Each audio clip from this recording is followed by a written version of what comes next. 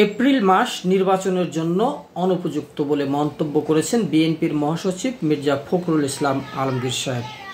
মির্জা ফখরুল ইসলাম আলমগীর আজ ঈদের দিন বলেন যে সরকারের ঘোষিত সময়ে জন আকাঙ্ক্ষার প্রতিফলন হয়নি এবং রোজা আছে, আবহাওয়া, তারপর পাবলিক পরীক্ষার কারণে এপ্রিল মাসে নির্বাচনের জন্য অনুপযুক্ত।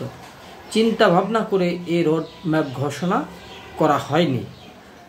তিনি বলেন যে ডিসেম্বরে নির্বাচন করা সম্ভব, সেটি হলে তা জাতির জন্য ভালো হবে। এর আগে দোয়া ও মোনাজাতে অংশ নিয়ে বিএনপি নেতারা সাবেক রাষ্ট্রপতি জিয়াউর রহমানের আত্মার মাগফিরাত করেন। তো ডিসেম্বরে নির্বাচন হবে নাকি ২৬ সালের এপ্রিলে নির্বাচন হবে, এ নিয়ে এখন রাজনীতি খুব উত্তপ্ত। উল্লেখ্য, অন্তর্বর্তীকালীন সরকারের প্রধান উপদেষ্টা অধ্যাপক ডক্টর মোহাম্মদ ইউনূস জাতির উদ্দেশ্যে দেওয়া ভাষণে আগামী বছরের এপ্রিলের প্রথমার্ধে যে কোনো দিন ত্রয়োদশ সংসদ নির্বাচন অনুষ্ঠিত হবে বলে জানিয়েছে। তো এপ্রিলের প্রথমার্ধে পহেলা বৈশাখও আছে, বাংলা বর্ষবরণও আছে, সেটাও কিন্তু মাথায় রাখতে হবে।